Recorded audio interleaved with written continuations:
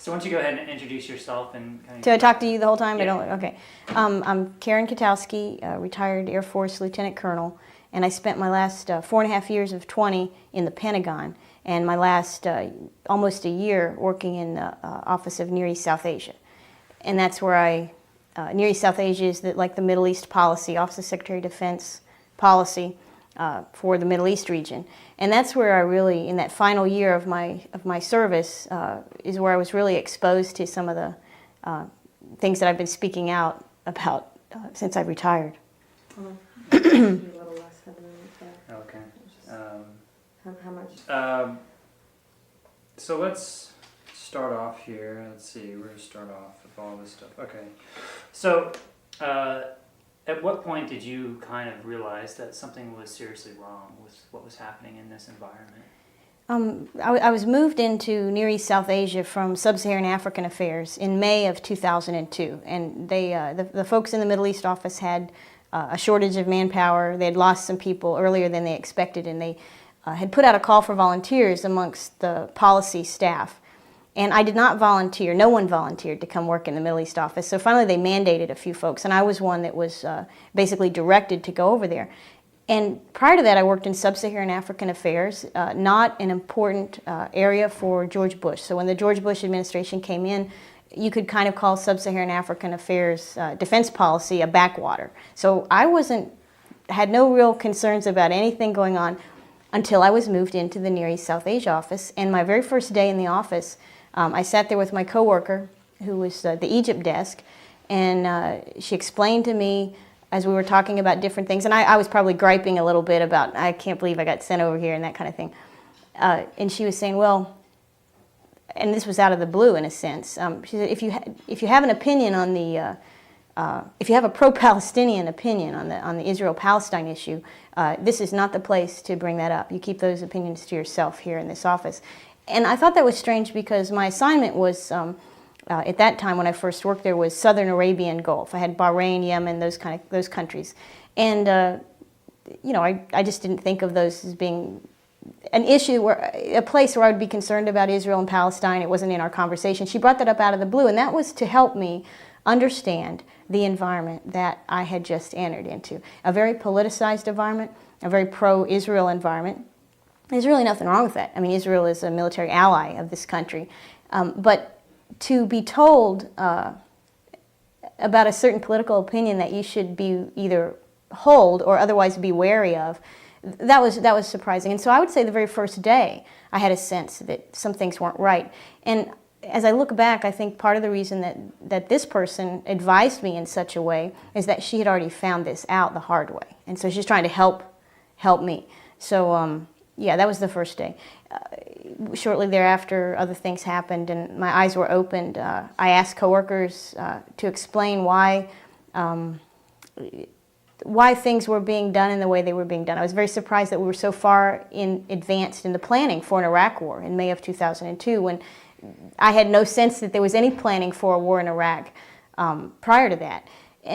So I asked the folks, and pretty much the conclusion that, or the answer, the cumulative answer that I got was that the people that make the decisions here are all political appointees, and they're not just regular political appointees, but they're neoconservative political appointees. And there is no debating, and there is no argument. And your job as a staff officer is not to advise. They don't need to want your advice. Your job is to simply do what you're told, and that's what you'll do. And you know, people who aren't in the military may say, well, of course, that's what the military person's job is, but it's not really true. In the Pentagon, when you're a staff officer, whether it's a professional civilian or a military officer, your job is to think.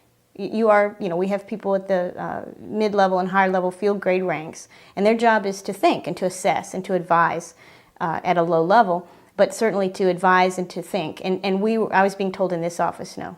That's not something that is needed. It's not necessary. The people doing the thinking are already, they're not you. They are these other folks. They're political folks. And neoconservative in their viewpoint, you're not really needed to contribute to this. And it wasn't just me. It was all of us. I mean, these people advising me this were folks that had been there longer than me, who had either complained about it or come to terms with it. it's interesting that a number of those folks left the office, found ways to have their 3-year tour curtailed, moved on to a lateral position if they were a civilian, got a by-name request if they were military into another office so that they could be pulled out. So I don't think that my reaction of concern was unique. It was not unique at all. Anyone who was seeing it with their eyes open around them knew that this is a place you did not want to be. And when you looked at both the print and television news media during this time period, what are some of your reactions to what you were seeing from the inside and what you wish you would have been seeing? Yeah, well, during the summer, of course, the big thing in the summer of 2002 were the famous leaks to the New York Times of PowerPoint slides from Central Command showing the advanced stages and proposals for this invasion of Iraq. And at that point, prior to those leaks, well, particularly the New York Times leak in July, there had been a previous leak that didn't have legs. It didn't have media legs. It didn't go anywhere. To the LA Times, William Arkin had done an article which said kind of the same thing, and it didn't go anywhere. So there was a second leak. I'm insinuating here that this leak was done purposely. My observation of it was certainly that it was done purposely to kind of generate a national discussion on the doability of an invasion of Iraq and to kind of break the ice with the American people that this is where we're going to go next. As I watched this happen and saw the advanced levels of planning for this war in Iraq, almost to the extent that it was a done deal, even as early as May or June of 2002, the sense of it was, yeah, we're going to do this. We just have to get everyone else on board. And the everyone else on board was the media and the American public, because they would have to be behind a war. They would need to have some sense of excitement about this war that had to be built up. And so it seemed like what I was seeing in the media was, as I look back now, was being shaped by the Pentagon. The Pentagon was actually pushing for war. Now, the Pentagon rarely pushes for war. If you remember the Powell doctrine, Weinberger-Powell doctrine, kind of the recuperation from the Vietnam syndrome, what we said was the American military would only go to war when there was a clear objective, when there was an exit strategy of some kind up front. And we would only go to war when we were able to mobilize with overwhelming strength against whatever that enemy was, based on the objective that we had. And this is the Powell-Weinberger doctrine. And it was kind of seen as the cure for the problem that Powell, as a young soldier, and others dealt with through Vietnam. So the Powell doctrine was totally not what these guys were going with. I mean, the clear objective, certainly that Saddam was evil, but everything else was kind of mushy, right? WMDs, what WMDs? They had to wait to they had to wait till September 2002 before the CIA could even put together an assessment on WMDs, and that, of course, has since been shown by the Congress to have been full of just really bad intelligence work, number one, and number two, subjected to politicization at the higher levels. So the idea was we need to convince. So here's the Pentagon, or at least the civilians at the Pentagon. Certainly I don't think the military were thinking this up, even at the general, even at the flag officer level. But the civilians at the Pentagon are political appointees, guys like Wolfowitz and Rumsfeld, Doug Feith, our boss Bill Luty, who served underneath Doug Feith. These guys are saying, how do we drum up a positive rationale for war, a war that we've already planned and are basically ready to do, ready to go do this thing. But we can't do it unless, we need to help the president convince the people to do this. First off, that's just not something that I had ever seen in 19 years prior. I only worked in the Pentagon for 5 years, but I don't recall during the during the Clinton years, we did the Bosnia Kosovo thing. We did Operation Deny Flight, which I served for a part of my time in Aviano there under that mission. And I don't recall military folk pushing for this or that. The only thing I can recall is a certain Air Force general wanted to make sure that he had the authorities that he would need to go do things like that, operational issues, but not political issues. In fact, the military, if anything, was kind of keeping Clinton and his advisors, at length, saying, look, let's take this thing slow. Let's kind of make sure that we do this the right way with minimal risk to Americans, that we know what the objective is. And it wasn't in a perfect result in any case, but that's how I recall the military behaving. That's how I recall the Pentagon behaving. Not the way I saw them in 2002 with Rumsfeld and Wolfowitz and Feith and these guys basically going out, drumming up support for a war, not ever saying, hey, let's think about this, which is usually the role that the senior commanders in the Pentagon play. They didn't play that role, at least the civilians did not. They played the role of war cheerleader, basically. And of course, the intelligence budget, 70% of the intelligence budget, 70 or 80, falls under the Defense Department. And that was also being mobilized to try to build up a sense of public necessity to go in and do Saddam Hussein. Now, do what to him is not clear. I guess we wanted to topple him. Very little discussion was ever held prior to the invasion as to what we really envisioned, other than, I guess Wolfowitz thought that they would throw candy and flowers. I think there would be parades welcoming the liberating American soldiers, some kind of retro, liberation of France or something. Of course, none of that was realistic, and I don't recall large, widespread American discussion on what it was going to be like afterwards. They didn't care. The idea was to get Americans behind a war such that we could go do this thing. And my view, which I came to several months after I realized this war was going to happen, it was inevitable. All we were waiting on were the American people to get behind it, which the president and vice president did. They succeeded in that with the help of the Pentagon senior leadership. But once I knew it was going to happen, the idea of what would happen afterwards, and the very glaring absence of an exit strategy at that time, told me that there was no exit strategy. We're not talking about an exit strategy because we're not leaving Iraq, which is pretty much clear now. As one of the first things that we've done as soon as we invaded and seized the halls of power, basically, was begin work on bases, base building. Halliburton, Kellogg Brown and Root, Bechtel, these are base construction contracts, and that's what they've done. And those bases are mostly done now, a year or so later. And we're not leaving those bases. If we have to, if the whole place falls apart around us, there'll be little Guantanamos in the middle of a hostile territory, but they'll still be American bases. And as I look back in 2002, as I saw this thing happening, and I wondered why the Powell Doctrine was being so viciously and blatantly ignored, especially given Powell was over there in the State Department. You'd think he might have some incentive to maybe push for sanity, and I think he did for a time. But the Powell Doctrine was ignored because had we applied the Powell Doctrine, there would have been no war in Iraq. First off, there was no clear objective and overwhelming reason. There was no exit strategy. They didn't want an exit strategy. And the idea of using overwhelming force was not something they could sell to the American people. They needed to be able to tell the American people, we can do this. The very small amount of force is a minimal effort, minimal cost to you, Mr. and Mrs. American citizen. So it was clear why they rejected, after the fact, it was very clear why they rejected the Powell Doctrine. During the time, I really thought that what a lot of people thought, and that the neoconservatives rejected the Powell Doctrine because they'd never heard of it. They really don't have military experience.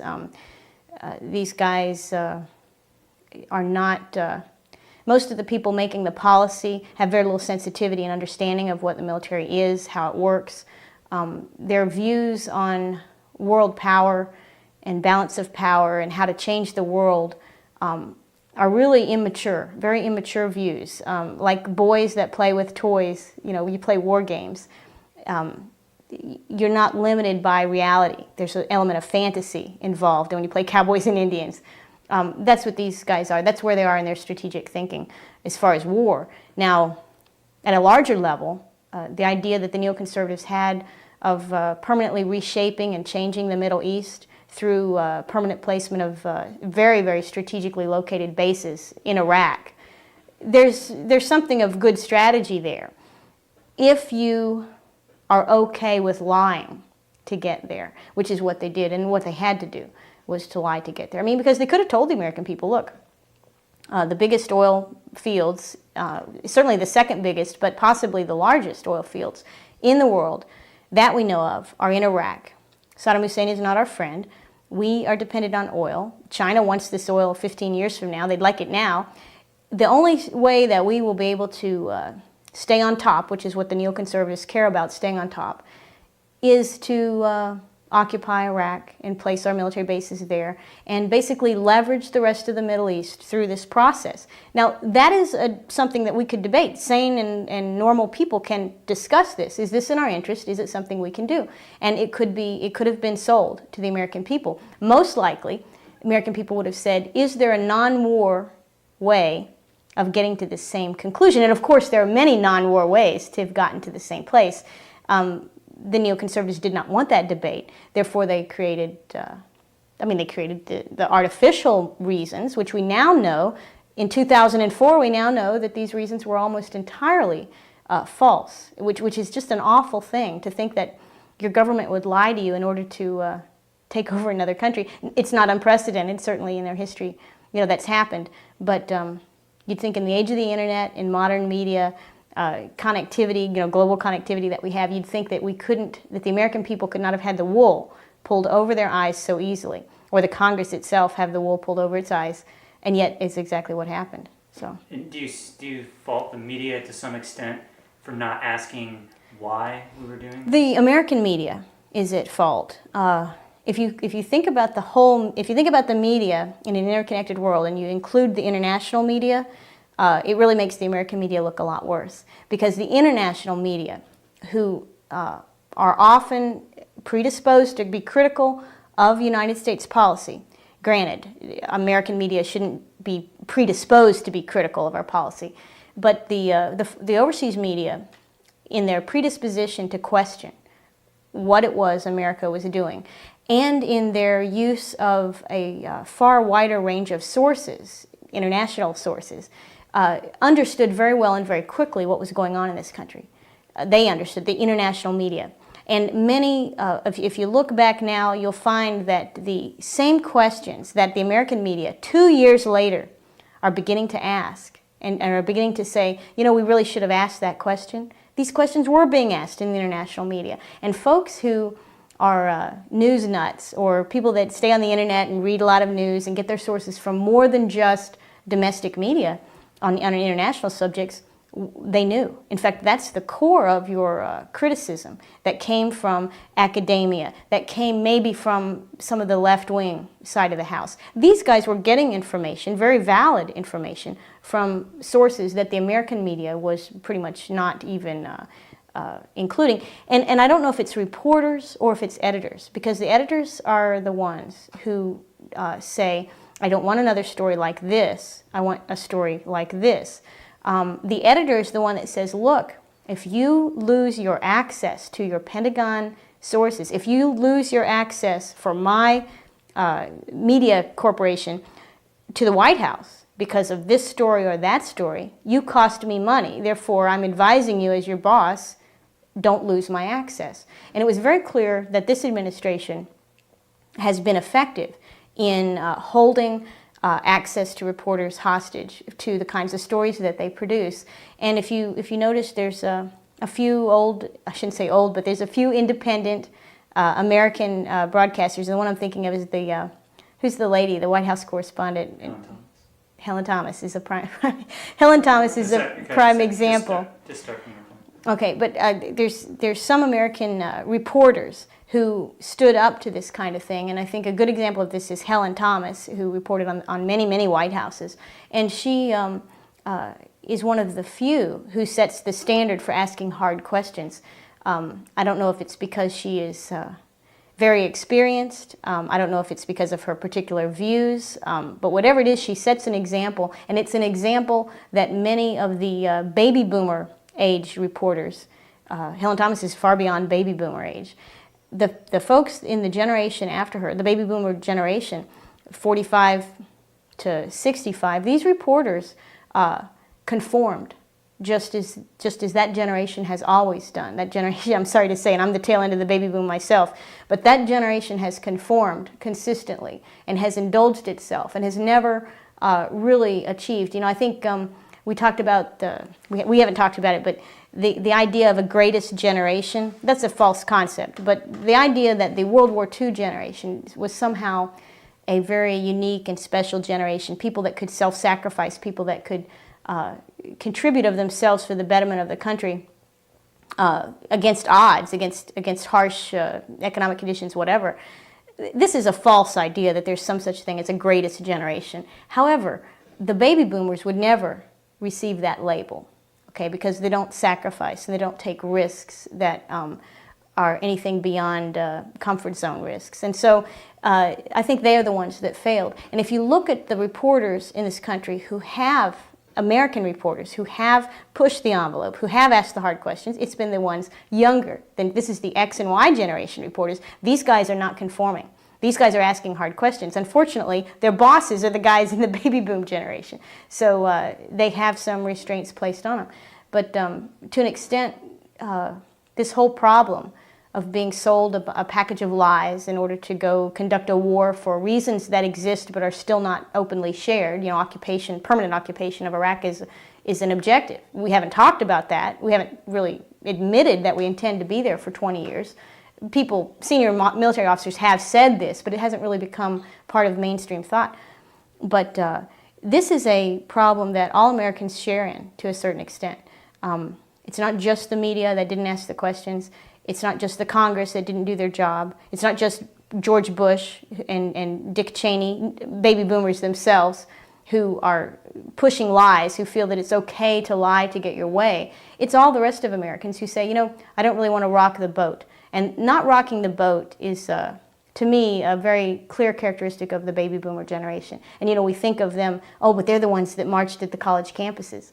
But most of the people who marched to anti-Vietnam demonstrators went there, like we do a lot of things, for the free booze and for the fun and won't this be something different, something entertaining.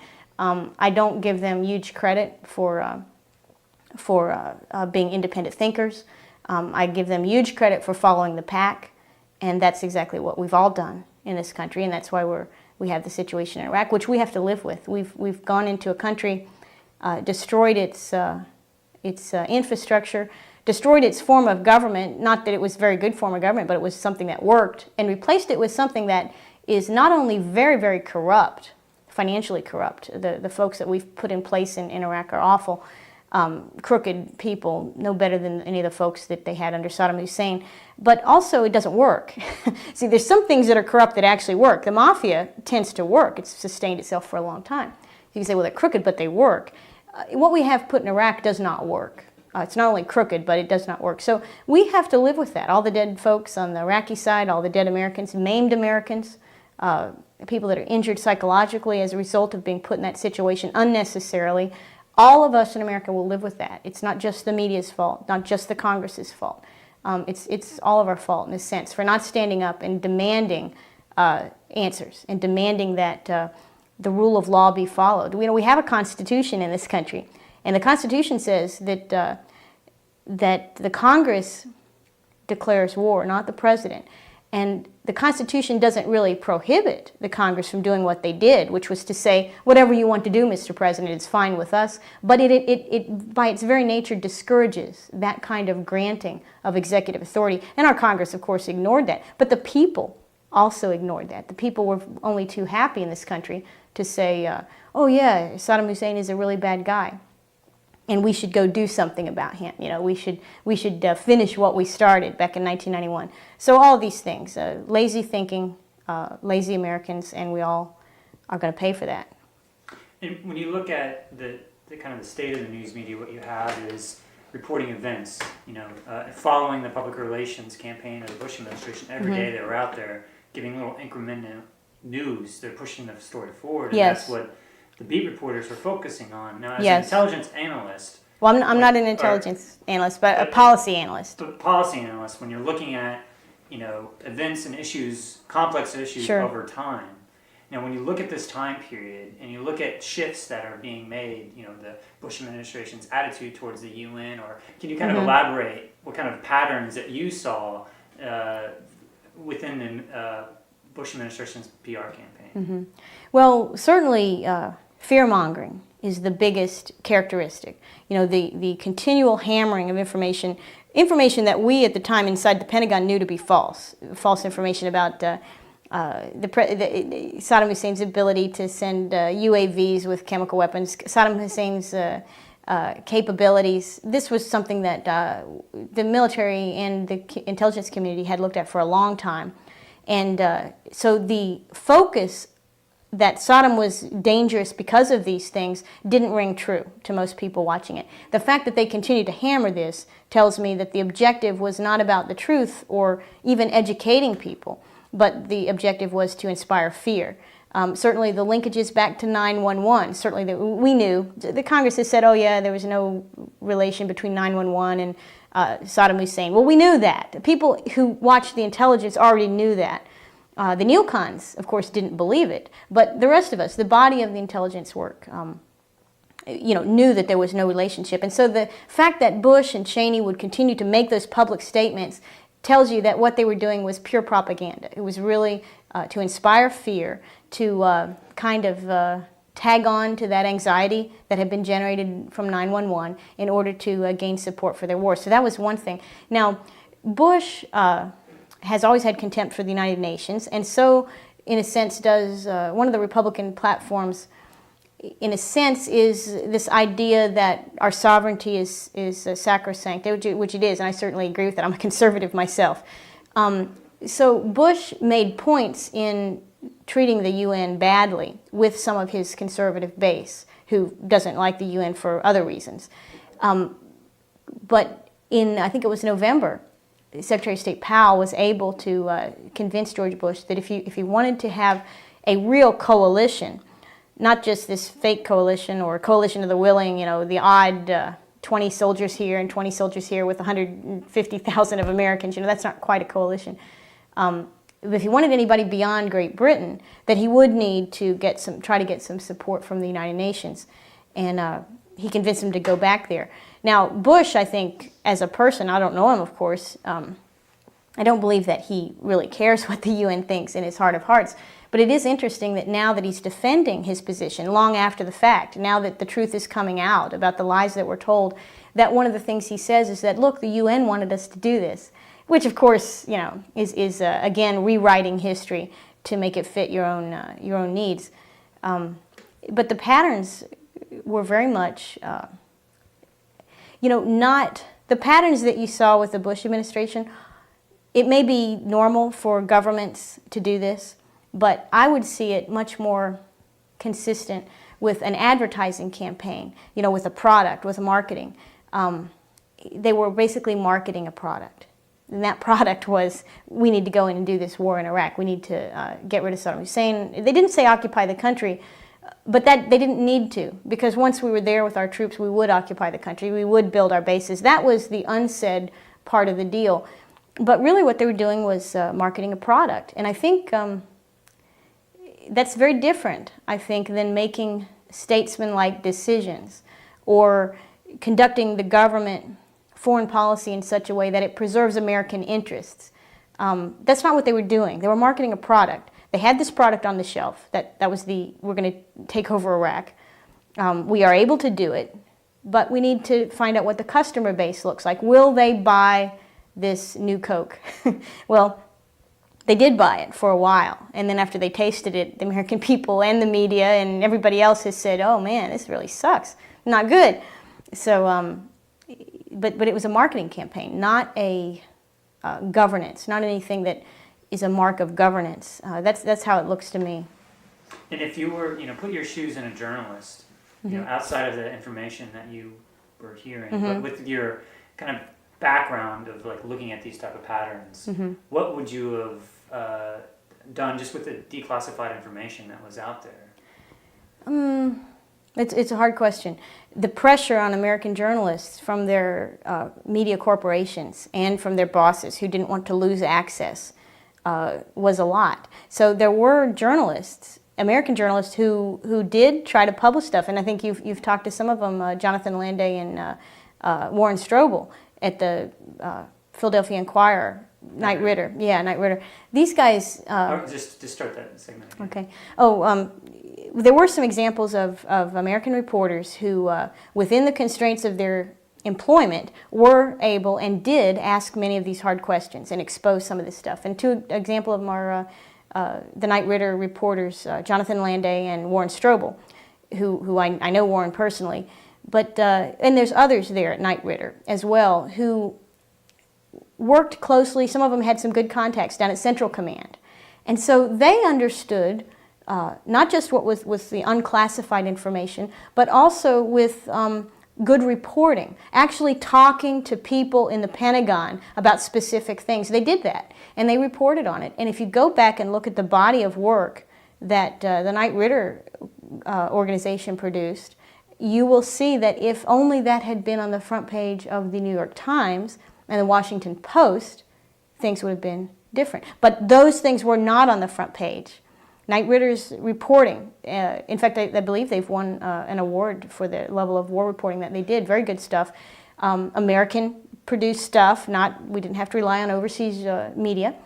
But it was not on the front page of the mainstream papers, and it was not being echoed by television news at all, not by any of the main ABC, CBS, NBC, CNN, certainly not Fox, but even the other media outlets were not pushing this line. So for some reason, and this I don't know because I'm not a media person, but for some reason, reporting the truth on the Bush-Cheney administration in 2002 was not popular amongst the people that make the decisions as to what we will report. And I don't know exactly why.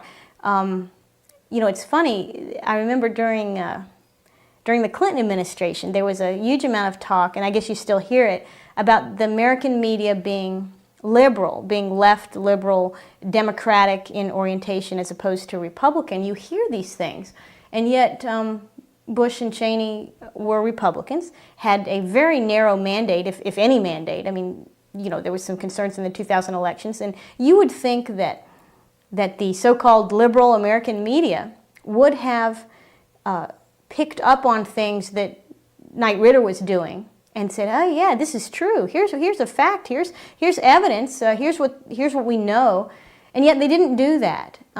So I think there's another question we have to ask ourselves: what does it mean? Is the American media liberal? First off, and second off, does it matter? If they're all registered, or 90% of them are registered Democrats, and yet they really do whatever administration wants them to do in order not to jeopardize their contacts, not to jeopardize their ability to reach audiences, then it really doesn't matter what their politics are, because effectively they will serve as mouthpieces of the current, whatever the administration is. And certainly we've seen that now. But it's not just the media. Congress had access to far more information. Not all congressmen, but many of the committees had access to far more information about what was going on. Certainly they could call in, and did call in, people like Paul Wolfowitz and Rumsfeld, and ask them hard questions. They had far more information than even the media did, and did a far worse job in trying to sort it out and to play their role as representatives of the people. And the Congress represents the people who are the parents and the siblings and the family members of soldiers that we sent to Iraq, and almost 900 of them came back in boxes. So far, they continue to die. And so I think they did a really criminally poor job in representing the people and the interests of the people. So I don't know, it's an awful thing.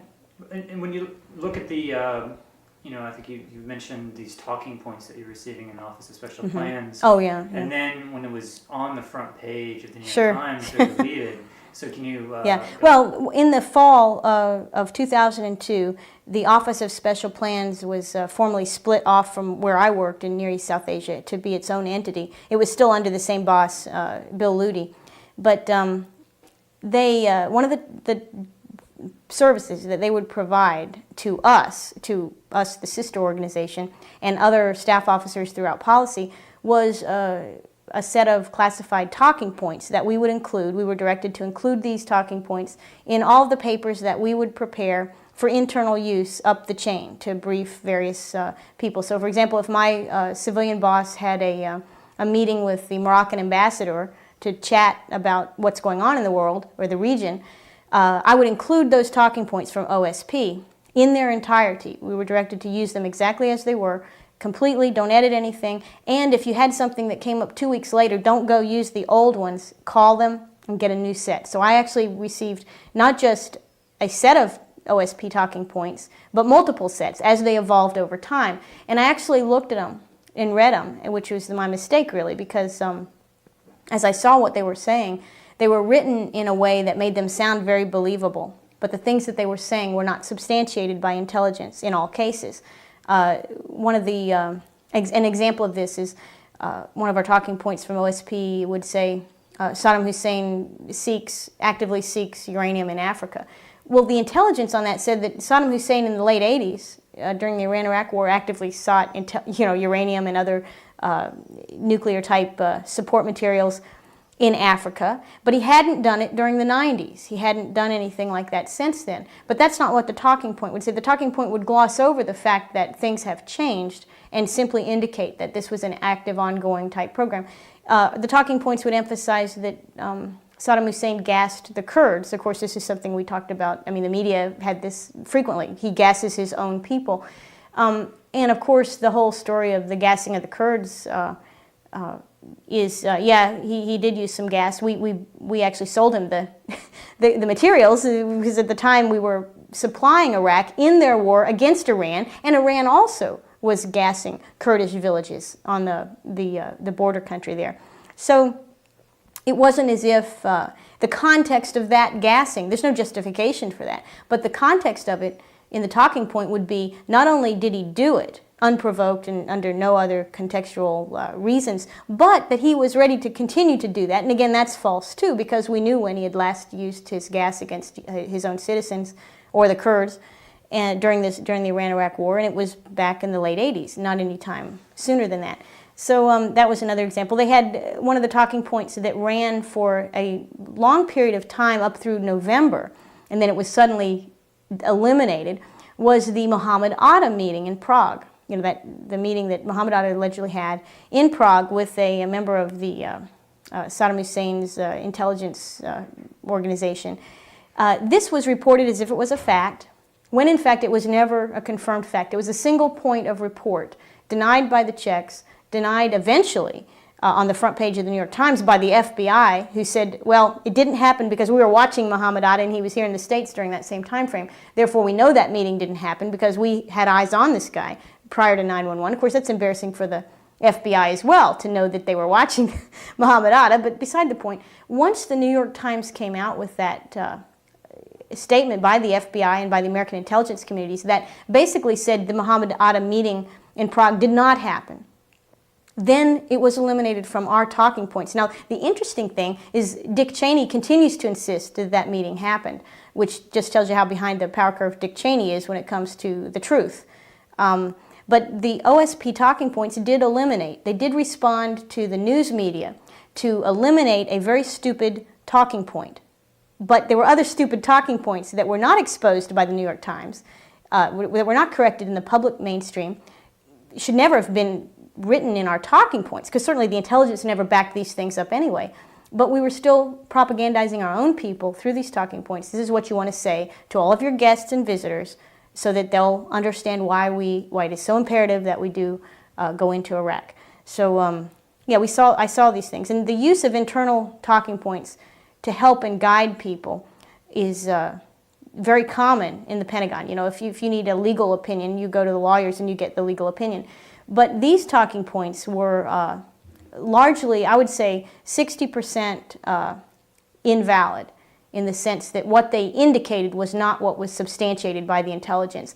They were being, and the other weird thing is we were told to not draw from them, but to use them in their entirety, because it was clearly a method of kind of ensuring that the propaganda storyline through our outlets in the Pentagon continued to be supported. Of course, it was very surprising to me shortly after seeing the first set of talking points when I saw the same things being said by the President vice president in speeches and read those same stories in the front page of the New York Times and Washington Post. It seemed to me very clear that this set of talking points was not just for us inside the Pentagon, but also being used as part of the public campaign to generate support. And again, that's white propaganda. That's propaganda from the government to the people to convince them of something, and that's not something that is normal, and it's not something that is accepted, and it's certainly not something the Pentagon is supposed to be involved in doing.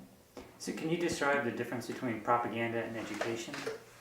Well, education, I think it's pretty clear what education would be. If I was going to educate you, or let's say your child, let's say I was a teacher, and I was going to educate your child that 2 + 2 is 4, except sometimes when it's 5.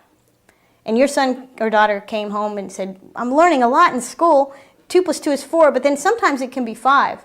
Now, you would respond to that and you would say, well, actually, son, no. 2 + 2 is 4, and it's always 4, and it's never 5. Your teacher isn't educating you. Your teacher is not. Education is based on fact, okay? It's based on truthful understanding of the reality that we see. And certainly different people have different perceptions, but education is to give you the grounding so that you can articulate various things, you can understand different perceptions, and you can analyze, and you can think. That's what education does. American people were never being educated by George Bush and Dick Cheney, or by Paul Wolfowitz and Rumsfeld, or any of these folks that were advocating this war. What they were being done, not education, they were being propagandized. They were being told, here is something awful that you need to be afraid of. I don't want you to think about it or ask any questions. Trust us to solve this problem for you. That's what it is, and that has nothing to do with education. That is, propaganda. It has a purpose, and the purpose is to change someone's mind about something. You can propagandize with the truth, obviously, and all good propaganda has elements of truth in it. Is Saddam Hussein a bad guy? Yes, Saddam Hussein is a bad, awful guy. It does not follow from that we would need to do all those things that we did. We don't need to invade his country. We don't need to run his country. We don't need to hand select his follow-up government. We don't need to do these things because he's a bad guy. In fact, it's very illogical that you would do that because there's about 50 guys as bad or worse than Saddam Hussein around the globe. And we certainly don't have the resources to go solve their problem. That's assuming you could even do it through force, which we're seeing in Iraq that you cannot do it through force. We've actually made things far worse for most Iraqis than it was under Hussein's regime, which is an awful thing to think of, to think that we've actually made it worse for these poor people than they had it under Saddam Hussein, but we have. That's the end result. But propaganda is trying to change your opinion about something. Education is simply to help you think about something. Here are some facts, and here are some strategies on how to deal with these facts, and here are some rules, and you put this all together, and you can come up with solutions. And so there's no difference. I mean, there's a huge difference between education and propaganda. Had Americans been educated about the truth about Iraq or the truth about the Middle East, what would happen, the situation we would have today is very different than what we have now. First off, I think Americans would be paying far more attention than they do to how the Israel-Palestine question is perceived throughout the Middle East. That's number one. Number two, I think Americans would be looking at the various governments in the Middle East, including those that we have allied ourselves with. We tend to ally ourselves with monarchies and dictators, which certainly Iraq was a dictator that we had allied ourselves with up until 1991, actually, when we invaded him. Pakistan, Musharraf in Pakistan is another example of the kind of guy. Musharraf in Pakistan conducted a military coup over the elected democratic leader of that country. And we not only failed to strongly condemn that, we immediately stepped up aid to Musharraf after he had done this. And so I think if Americans were educated on our Middle East policy, they would not see the need necessarily to go into any of these countries militarily, but they may well see the need to adjust some of our foreign policies that we've had for a long period of time, which don't promote our interests. I mean, if you're the country that's seen as backing up corrupt dictatorships and despots and old-fashioned monarchies that don't have any kind of popularity in their own country. If you're seen as the country that makes this possible, certainly the country that backs up Israel, Israel is perceived by many in the Middle East as being very heavy-handed, being very careless about the humanity and values of the Palestinian people and other Arabs. So this is what education would do. Education would allow eventually allow our foreign policy to be much more rational. But obviously we didn't want education. What we wanted was propaganda. And propaganda is beating the war drums, which they did very, very effectively. And they're still trying to do that, but Americans have been educated against the will of the administration, but because of the way the Iraq thing has turned out, very ugly, very interminable, very awful. Some of the stories about Abu Ghraib and other examples of where we're not behaving ourselves in the American standard, or what we like to think of as the American standard. This has caused education to happen, and that's why Bush is in trouble, of course, this time around with the upcoming election. Because Americans have been educated, but they have not been educated because Bush, Cheney, or the administration wanted them to be. They wanted them to be propagandized, and that's what they spent all their time doing in 2002. And can you speak, from your libertarian perspective, your conservative perspective, how you and other conservatives view the UN, but then at the same time how Bush is using these resolutions, saying we got to enforce international law. Oh my goodness, it's while crazy. At the same time violating international law. Yeah, it's true. Well, certainly, national sovereignty is a concern. People want their country to be able to make decisions for its country. And there is a fear and a concern amongst many conservatives, probably a lot of liberals, and certainly libertarians, that we wouldn't want to see an international rule maker impose rules on this country. I can't speak for some conservatives, because there are a number of conservatives that are very protectionist oriented, and they're not really pro-free trade. But a libertarian is very pro-free commerce, sort of like the Adam Smith kind of thing. We would trade with everyone and be an enemy to no one, that kind of thing. And if you want to have international trade that's free and fair and open, you will pay attention to the interests and needs and desires of all kinds of foreign countries. So it's not that there's a contempt for foreign countries at all. And if foreign countries organize and have a body like the United Nations is easy to criticize because it's, tends to be a little, it has problems. It has things, it has some corruption. It has waste of money. It has, in some places they've done well, but in other places they've done very poorly. Their track record is not strong. So it's easy to criticize the United Nations, but for libertarians, it's like not an issue. I don't think that they're concerned that the United Nations is in any way going to try to affect a country's sovereignty. Now, the conservatives take a harder look at that. They are concerned that the United Nations, things like the International Criminal Court, will come in and impact a country's decisions and sovereignty. And when George Bush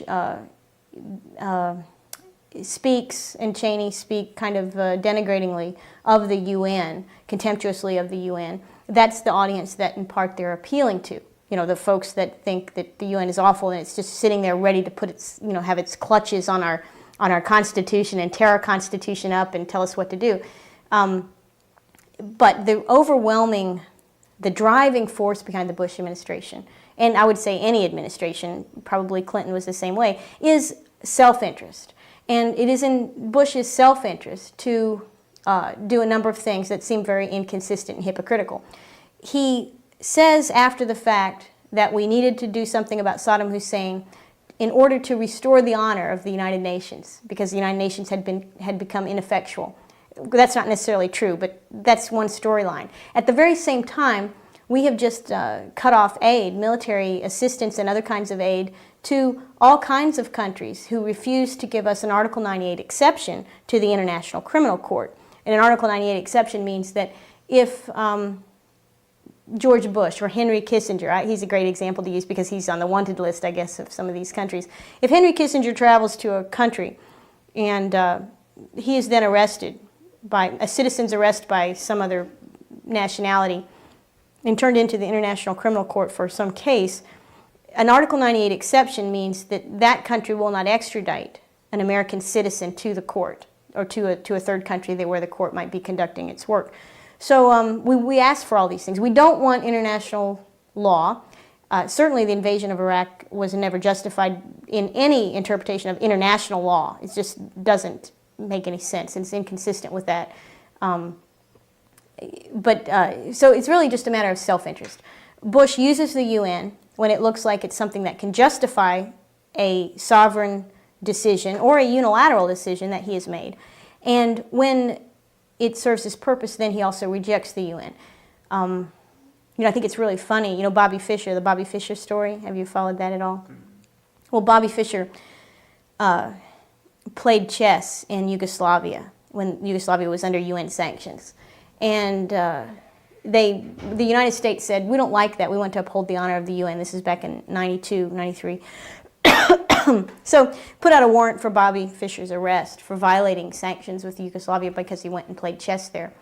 And he recently was picked up in Japan. I guess he'd been living in Japan, and he was at the airport. Japanese picked him up, and they're going to extradite him to the United States to face trial.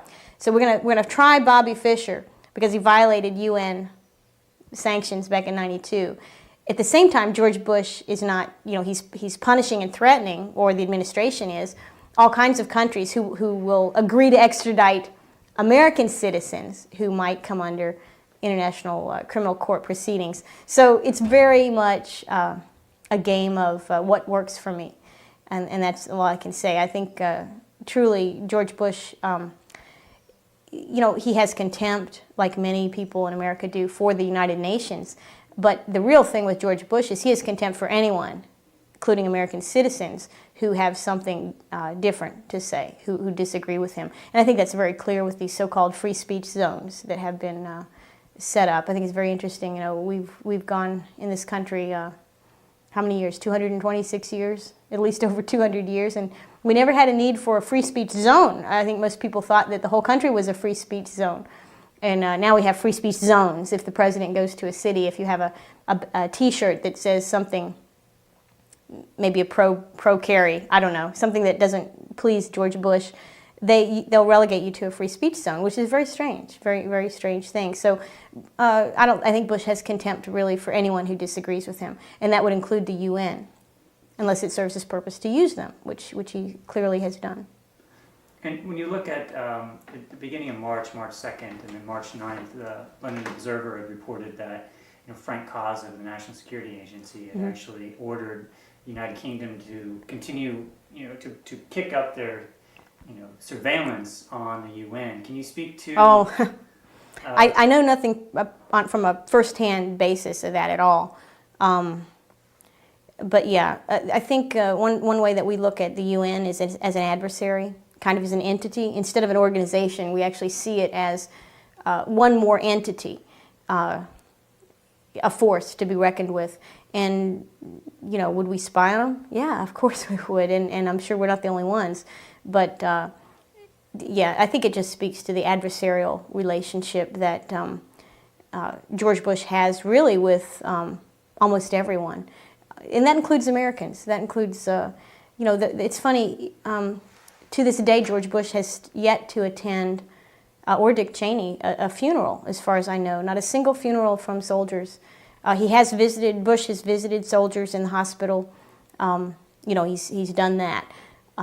But he hasn't attended any funerals. It's a huge amount of contempt for the average American, for this country who has gone ahead, based on the lies that George Bush and Dick Cheney promulgated, have gone ahead and said, well, you've told us this, we believe you. Now we've discovered these things are lies, and yet we still don't see any sense that Bush and Cheney owe anything back to the American people. It's not like they were owed any sense of more truth. We're not owed a policy change. Certainly we're not seeing any changes in the policy. In fact, I think the latest thing from Bush is that we got the wrong country. We should have gone into Iran. So, there's really no sense that Bush and Cheney are responsive to the to the reality around them, American people or the international community. They're just not responsive to either one of those two sets. Okay. When you look at where we're at now, and where we want to be with the whole world peace, and from a libertarian perspective, can you work with other people towards world peace, or how do we go from where we're at now to a place where we're all living in peace? Well, you kind of touched on it with your question about education and propaganda. I think if Americans and politicians in Washington as a group become more educated on the facts about where conflict comes from, particularly anti-American conflict. Obviously, we're not as concerned with conflict between two third parties that don't affect us. But when it comes to how the world views America, it would be very good for Americans and Congress to recognize where that comes from. And this is not to say that we are self-flagellating Americans. Oh, we're so bad, our policies are so bad, and that's why everybody hates us. Or we're so wealthy, or we use so much gasoline that this is why we're hated. That's not true at all. We're a wonderful country, and the whole world knows it. In fact, we have our doors are being knocked down continually for decades and decades and decades, for hundreds of years. Folks coming to this country because they want to be Americans. They want to live in America. So we have a huge strength in what's good about America, but we don't have a good understanding of how, not just how we are perceived overseas, but most Americans have no idea what we're doing overseas. Now, libertarians would tell you, most of the things we're doing overseas, we don't need to be doing. We should stop doing those things. Libertarians will tell you, and some conservatives will tell you, that we don't need 100 or 150 bases around the globe. They'll tell you we don't need that. Libertarians may say, do we really need 13 carrier battle groups? I don't know, but they would ask that question. Most Americans have no idea the presence, the military forward presence that we have around the globe. It's just invisible to them. They don't think, so when they see people from foreign countries or the Middle East that complain, if they see attacks like 9/11, and we said that was Al-Qaeda, bin Laden was behind that, they think that there's no reason for that. Why would we be a target? Why would the Twin Towers and the Pentagon be a target? Now, the rest of the world sees it, and they see a target like the Pentagon, and they see that as a very symbolic target against this huge military empire that we currently have. Not that we're growing. We certainly are growing it with these new bases in Iraq and new bases in Uzbekistan and Afghanistan, where we are increasing our global military empire. But most Americans don't even have a clue that we have a global military empire. It's just not something that's we talk about or think about. And that's the kind of education that needs to happen. We Americans pay a lot of money for their government. From a libertarian's perspective, we pay way too much for far too little. So we would say less government in general. But certainly the average American who's not a libertarian ought to have a real good understanding of the kind of money we spend on the military and what we're actually getting for that. One of the things we're finding out with the 911 Commission, and certainly even before the commission has come out with their report, people knew this. How come four commercial airplanes could be hijacked in a period of 90-something minutes and nothing happened? And there was no significant domestic response to that. And one of the reports that I read had to do with the number of resources, fighter airplanes that could have gone up to intercept or eyeball the situation. We only had like 13 in the whole country. We're a very large country with a lot of border, and we only had 13 aircraft that were done. So where is the military defense budget being spent? Well, it's being spent projecting outwards. That's not defense, that's offense. We call it the Department of Defense, and everyone thinks that they're defending America. But quite frankly, that's not what they're doing with all those billions of dollars. They're not defending America. We are positioned for a forward battle, a Cold War battle, which has certainly been over with for 15 years, and we have never really downscaled our military and shifted into a true defensive military. We don't have one. I think what's teaching, we talk about education, what's educating Americans that this is true is this huge, radical, unprecedented call-up that George Bush has done of reservists and guardsmen who are considered truly defensive in nature. And yet he's deployed more of those folks to Iraq than anywhere before. And most of the guys over in Iraq understand they're not defending America.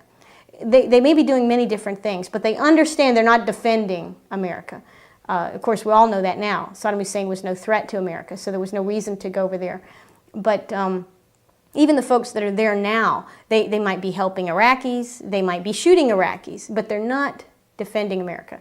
So I think one of the good things that would help to have peace in the world, particularly in America, since that's one we control. We are Americans. We ought to be able to do our part. Part of our part is to truly maintain, and that may mean downsize, but truly maintain a defensive force, not an offensive force. Quite frankly, right now, we don't have anything that can defend this country. We have an offensive military. It can go and do damage to other countries.